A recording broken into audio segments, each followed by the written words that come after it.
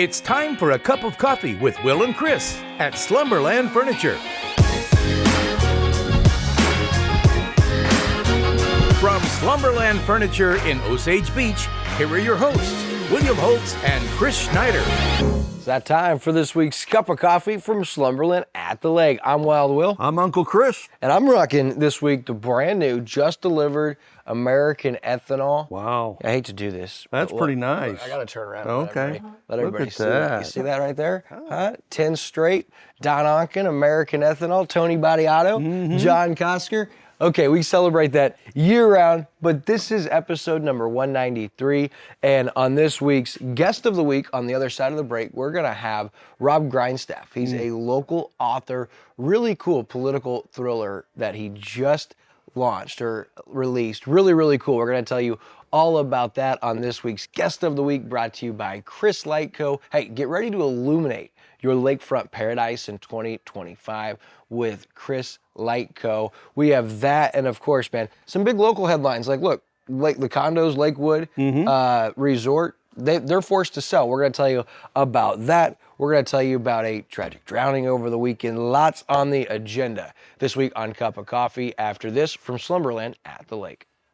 Hey everybody, Daryl Cunningham with Slumberland Furniture at the Lake. It's one of our favorite sales of the year. It's customer appreciation. It's discounts like you don't see the rest of the year. And not only are you getting to take advantage of discounts, we're going to do 0% interest financing for up to 36 months. And on top of that, we're going to do half price full service deliveries. We're also going to have tons of fun, games, and refreshments. But it's only 4 days, Friday, Saturday, Sunday, and Monday. So come check it out. Slumberland Furniture, where we're bringing happy home. Yeah, customer appreciation sale this weekend, starting Friday all the way through Monday. So stop in and see Daryl and the crew, some incredible deals. I've said it before, but it is their biggest sale of the year. All right, so back to coffee, as I promised you. Rob Grindstaff, local author here from Lake of the Ozarks. And man, I'm excited to have you, and it's really, really good timing. So everybody, local author Rob Grindstaff. Well, thanks for having me. This is a pleasure.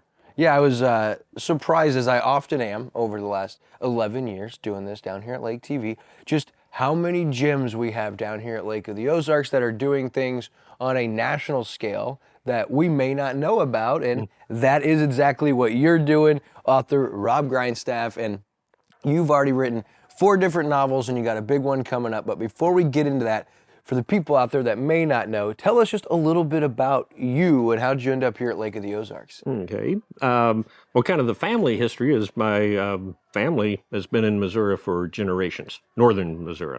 And my parents had moved away, so we came back here to visit family all the time, and then wound up doing family reunions when I was a kid at Lake of the Ozarks, which then continued when I was married with kids.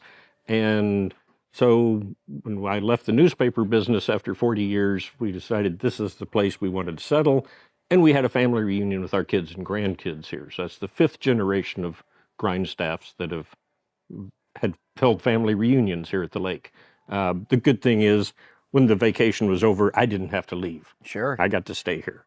Yeah, once you get a taste of the lake, it's kind of hard to want to leave. So Yeah. here you are at the lake, and you've done everything from, as you said, newspaper business. You do some coaching, you do a lot of editing for people, and you help other people, other authors out there, I understand. But for you, a really exciting time, because already 4 different novels I saw. You had Slade, Turning Trixie, Hannah's Voice, and Carry Me Away. And are all 4 of those a variety of genres, or they stick to the same kind of area? It's kind of shifted a little bit, but mostly they're contemporary fiction. They're realistic fiction for the most part. They're not genre like science fiction or fantasy type of thing, but they're based on realistic people. Diverse, and entering the conversation now is something that I'm really excited about. This is your newest, just released, Bones of Dead Man's Bluff. And for those of you out there that you're going to put it in the genre of political thriller, right? Yes. Or political drama. That's where the publisher and the marketing people decided it needed to be. And I think that is perfect, because it obviously piques interest. But if someone asked you, what is Bones of Dead Man's Bluff about, give us just like a 30-second Cliff Notes version because I've done some research and I'm going to do some digging and find out where all this might have come from. Okay. Well, again, to kind of stick with, the experts in the marketing world come up with, the little line on the back of the book says that even the most powerful men can't prevent dark secrets from the past from washing ashore at the most inconvenient times. And so that's kind of the little hook line, I guess it is. But basically, it's the story of two men who grew up in Lake of the Ozarks. Imagine that. Yeah. Have gone on to build careers as very well-known, respected leaders. One is a pastor of a very large church. The other one is a U.S. senator who decides to run for president. Yeah. But, the issue is back when they were teenagers, they witnessed the death of a young girl and have decided to keep it secret back then, and they've kept the secret for 40 years. But with the senator running for president, the pastor's a little concerned, terrified, that the secret will be uncovered. And he's trying to do everything he can to stop that. So it's a matter of, will the pastor be able to resolve this issue, or will the dead girl herself make an appearance and set things right? Sure. What's wild is, the timing of this is so relatable for people because Worth Sullivan, he is listed as a celebrity pastor of a megachurch. Yes. Right? And so that's very relatable for people right now as you look at megachurches across America. And then you also look at Kirk Madison, his buddy growing up. You mentioned they witnessed this. They kind of agree. Well, we're not going to talk about this. Yeah. Seems like not a big deal at the time, but as you alluded to, fast forward the clock.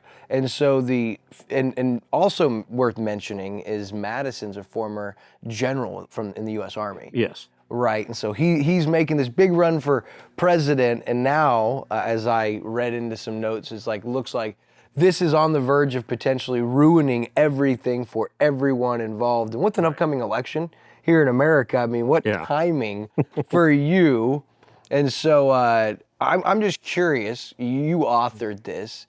How long did this particular idea take, or where does the inspiration for a storyline like this come from? In my case, usually stories come from a character that just shows up in my head and starts talking, and they won't shut up until I sit down and start writing what they're saying, and eventually the story came So what down. you're telling us is you hear voices. I hear voices. They make medication for this, but then I'd be out of a job.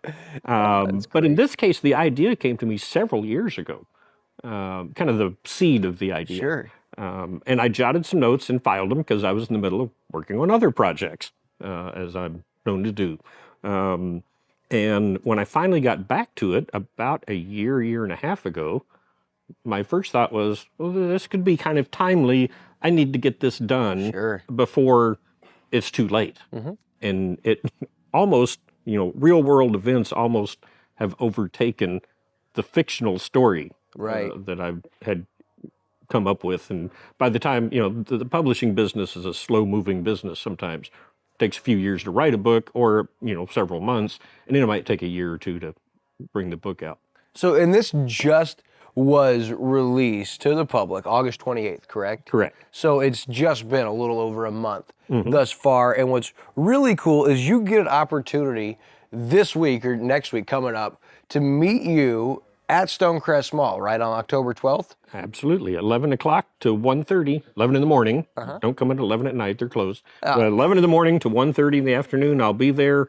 Invite everybody to come out, support your local independent bookstores. Yeah, and They're that would be extremely important. Of course, you can get this online. You can order this book online, but what an opportunity for our local community, local author here, Lake of the Ozarks, Rob Grindstaff, excited to announce Bones of Dead Man's Bluff, available now, and I'll look forward to seeing you at Stonecrest on October 12th, and I really appreciate this. Once we get done here, I'm going to ask if you'd sign the front of this, and I would guess that anybody that attends the event on the 12th can have you do the exact same. Exactly. Awesome. I'll be there signing books. Mostly mine, but I'll sign somebody else's if you want. Rob Grindstaff on Cup of Coffee joining me. We'll be right back on Lake TV after this. Do we ever get tired of great local football? Heck no, and it just keeps getting better and better. This week it's homecoming game at Osage against conference rival Boonville, the Indians and Pirates, with some homecoming kings and queens thrown in. It all starts with a COMC pregame show at 6:30, kickoff at 7, presented by Pauly Live Boat Lifts. Will it be the Indians or Pirates? Join William Holtz and Mike Bissell Friday night to find out on Lake TV. So first, you just saw the football promo. Yep. Pretty stoked. Osage and Boonville That ought to this be a Friday. great game, man. Yeah. Both 5-1. It's on paper supposed to be a great game, and we love Coach Greg Huff. We had his 100th win last year at Eldon. You know, the guy's a great high school football coach. 5-1. Boonville is cruising, but this Friday, Osage. You think Osage? I think they're going to roll over them. Boonville's had some closer games, and Osage keeps getting stronger. Not that Boonville's not, but yeah, in our game of the week, you saw the promo for it. I think Osage going to win by at least 3 scores. I think they're going to win. I don't know if they're going to win by 3 scores, but Coach Shannon Jolly has that team playing really well, 5-1 and looking strong. They're in a really tough district this year. Normally you'd say maybe district championship, maybe a little bit more. That's going to be hard because they're in such a good district, but they're playing great. Yeah, no doubt. And so you guys saw that, and of course you also saw Rob Grindstaff really excited about this. Bones of Dead Man's Bluff, we each got ourselves a signed copy. Yeah. Big shout out to Rob. Thank you for coming on. And as we said, that event is the 12th coming up, so don't miss it at Stonecrest Mall, the bookstore there, 11 to 2. Cool. Very, very cool. And as we move on to the rest of the show, we kind of look back at things that took place over the weekend. Man, what an atrocious weekend for me in sports. Yeah, all your teams lost, right? You got the Bills that just looked terrible the last 2 weeks. Right. Mizzou forgot to show up at A&M. Right. You know, by the way, can I just say it? Like, Elijah Drinkowitz is a phenomenal human being. Yeah, you like him? Oh, an amazing man. Okay. Of integrity, a great human being. He is an awesome recruiter. He is a mediocre college football coach. Oh, wow. And it was on full display. Yeah. He got exposed in a big way. He looked like a Saturday. deer in headlights during that There game. weren't enough white towels in Texas for the Mizzou sideline to keep tossing him out onto the field because they threw it in early and it was ugly. But listen, I want Mizzou faithful because no one's a bigger Mizzou fan than me. Just to kind of, this was a reality check. Like, we probably should have tried to limit those expectations just a little bit coming into the season, talking playoff expectations, you know. And it's like, look, if we could beat UMass this weekend, be 5-1, right? If you lose to UMass, mail it in. Okay, it's so over. let's say you beat UMass at 5-1. If you do it convincingly, maybe you move up a couple in the polls, a couple more losses in the top 20. So if you're coming to homecoming at 5-1, ranked in the top 20 in the country, in control of your own destiny with a chance to creep back into that top 12 with some help the rest of the way, it's like, I'd be happy with that as a Mizzou football fan, but you come in with these sky-high expectations, and it's just impossible to ever satisfy and meet that craving like the UC Chiefs fans who, you know, 5-0. Yeah, unless you're a Chiefs fan, and then they win Super Bowls, right? But that doesn't happen very often. Still uneasy throughout the year, right? Yeah, of course, any absolutely. sports fan is. But so that happened. But man, some other stuff that happened. There was a drowning over the weekend that was really tragic. Woman from out of state, and she wasn't found until Monday. That was awful. But the big story that I'm seeing murmurings of is the extension was announced, and really the only place that I saw report this was KRMS News last week, that the city of Osage Beach had given the developer, Jeff Tegenhoff, a month extension. Now, he was supposed to have those acquired, or the minimum percentage of his timeshare weeks was supposed to be acquired by the end of August. Well, that didn't happen, and so the city of Osage Beach, big shock, gave a month extension, right, as they tried to figure that out. Well, since that time, it was a busy, busy October, and it looks like that they had a meeting just recently, and it was voted, and over 90% voted to sell the remaining weeks or whatever was left to the developer. You're talking condo owners? Yeah, the condo owners, they had a meeting. And actually, the exact message or the exact note was on September 18th, there was a meeting and there was over 90% yes votes to sell, Wow. and so they all have to sell. Now, there were other people who said they looked at trying to get legal representation, but there just was not enough time. But there seems to be some real concerns over these condo owners with a transaction that took place with 94 units or weeks were actually foreclosed on. Now, rumor has it that the board sold said weeks, and one of the owners reached out and asked about this, saying what happened with those 94 weeks. And the board replied that in the spring of this year, the board did authorize a foreclosure sale of weeks and units owned by members who were long delinquent on their payments of dues and fees. The sale was conducted in accordance with standard foreclosure procedures, whatever that means. And that seems to have a lot of people in the Lakewood Condos Facebook group uneasy and not happy. And there was even approval for a special warranty deed, and the owners had until October 8th, which was supposed to be 20 days, to send a packet back to the title company that they received. Well, a lot of them didn't get it in time, and a lot still hadn't gotten correct information, it looked like, based on the different posts on that group. But we do have a post, as you see here, from Michelle Cunningham Wolf, who is a timeshare week owner, and she did her best to kind of break this down, and she brought up some really good points, Chris. Well, yeah, a special warranty deed has to be done by statute, apparently. Didn't know any of this. A special warranty deed, a document that states that you are the owner and you have the right to transfer ownership. So apparently this is the vehicle that the developers are using to get those other timeshares so that they can, you know, get that space. I'm guessing that at least that's the way it looks like. Looks like they are making their way to getting all this done. Yeah. Well, so looks like some things will be progressing there. Now, I have reached out to developer Tegethoff. I've reached out to the city of Osage Beach Mayor Michael Harmison. I've yet to hear back, hoping to get more information or for them to confirm that, look, this thing is a go. It looks like there is going to be the necessary percentage of ownership, and therefore they would probably schedule like demolition, right? Because they're not going to keep that up. And it is absolutely, it looks out of place, right? As they continue to build, you just see that dilapidated old, like, and I don't mean to be disrespectful, but it just looks out of place. And it is out of place because it's old, everything else is new. And you kind of knew something like this was coming because the developer's been working really hard to buy up enough of those timeshares to be able to do what he needs to do with that.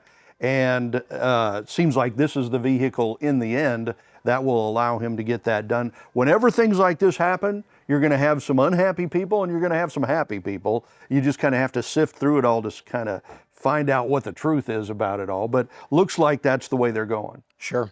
So as we look at that, approaching 2 weeks from the deadline, the limit to have those acquired. And so will be interesting to see as we move ahead. Hey, good news for local band Camdenton, man. We know we spend so much time talking about sports. We love sports. People love sports. We do our game of the week. But the Camdenton band places first in class in the competitive marching season.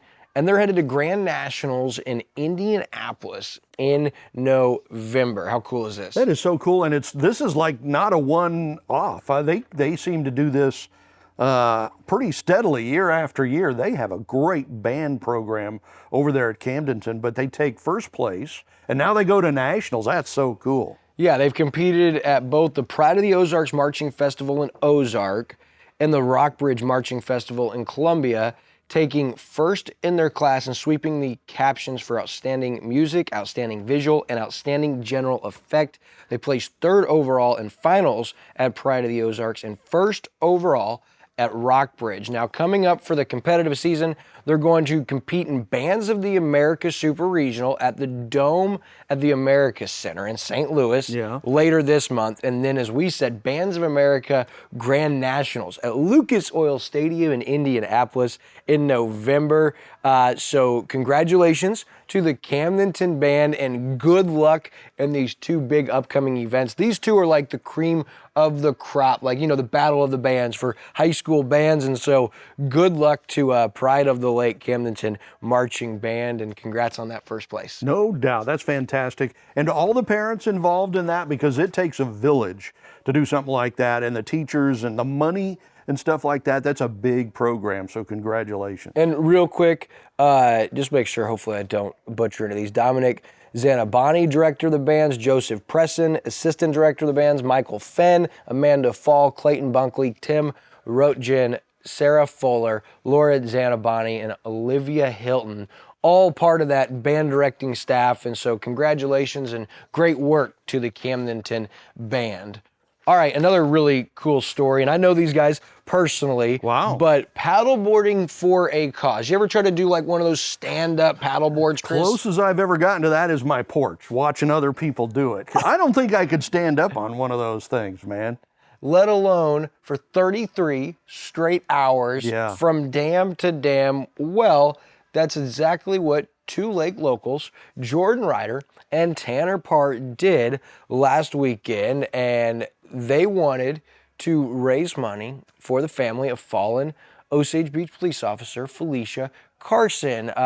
Jordan Ryder, talking to KRMS, said that he always wanted to tackle the whole Lake of the Ozarks Yep. on a stand-up paddleboard, right? 93 miles. Sure, and the loss of Carson gave that idea purpose. So Friday, September 27th after midnight, basically Thursday night, right? Parr and Ryder got on their stand-up paddleboards Yeah.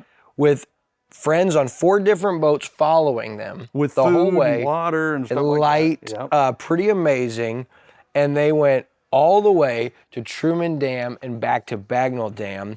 Ryder, who is obviously, this is my own words, a genetically modified machine, straight out of a comic book. You see this guy? Yeah, he's pretty ripped, man. I mean, ridiculous, right? Admitted it was exhausting and the hardest thing he had ever done physically. No sleep, always standing. And if you stop paddling, Chris, you stop moving. Like once you start getting tired, you want the end to come, right? Yeah, especially if this took them 33 hours without sleep, and again, eating on the move. So I think they just went from Truman to Bagnell. They didn't go both ways and back. I think they just went to 93 because it's 93 miles one way, right? Okay, yes, that would have been from Truman Dam all the way But to... it took them 33 hours to do that. Insane. Yeah, I can't imagine doing it for 1 hour, more or less 33 hours without stopping. That's incredible. And it was all to raise money. They asked friends, businesses, and family to pitch in a minimum of $1 per mile. And they finished Saturday at 8:35 with family and friends awaiting. You see Jordan, his wife Stephanie, who provided all these videos and photos and helped us with this. And then, of course, Tanner Parr and his wife Adria, all those beautiful kids, and it was a family thing. And this is kind of wild. You remember a couple months ago, we had the woman who saved the guy's life on the overpass? Mm-hmm. That's Stephanie Ryder. Oh. So she's the wife out here saving lives from people. He's the one riding 93 miles on a paddleboard. Yeah. So Lake of the Ozarks, that is Jordan and Stephanie Ryder and fam. A couple of heroes and there, of course, man. Tanner Parr, and you notice he's rocking the Lake TV hat in the photo. He's on our softball team, and they're both members of the church at Osage Hills. Love those guys, really cool. Wow. And they raised over $4,000 thus far with money still coming in. So great job, Jordan, Tanner, and crew. No doubt about it, man. I tell you, and he was just looking for a cause, and he found the cause because he wanted to do this paddleboarding thing for a while.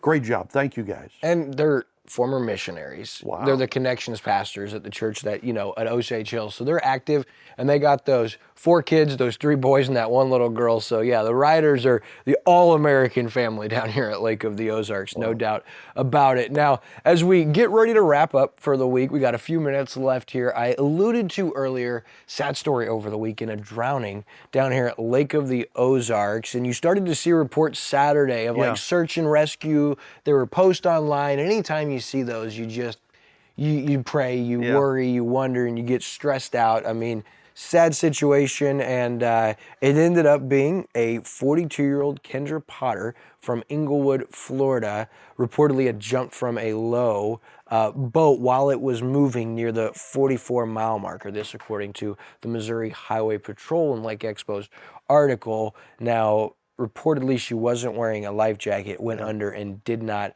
resurface. Of course, search and rescue found her body on Monday. Yeah, it took them a while to find the body, apparently. So I didn't really know this, but apparently a lot of drowning victims, they don't come back up, they go down. And so you have to send divers down to find them, and apparently that took a while. Yeah, heartbreaking. Our prayers go out to the friends and families and all emergency response involved. Never easy, but Kendra Potter, 42 years old, from Inglewood, Florida, was the victim. So also the identity of the burglar who was shot and killed in the break-in last Wednesday. I mean, this is crazy, right? Yeah, Derek A. Wayman, 44 years old, identified as a suspected burglar. He was shot and killed. So we heard kind of rumors of this happening before we got the name of the guy that died. But there was a report that came out. One person is dead after authorities say a resident shot an alleged intruder in their home early hours of Wednesday, October 2nd. A resident on North Highway 7 called 911, reported a burglary and that a person had been shot. Somebody else got away. So very scary situation. And now we know who this intruder was. Again, 44-year-old Derek A. Wayman, known to frequent Sparta, Missouri, Springfield, Missouri areas around there. So kind of a local, but sad, scary when you hear of a possible break-in like that. Yeah, and as you said too, this happened, and deputies and medical personnel arrived. The person was pronounced dead, but another person had got away, and they're still looking. Don't really have any leads that we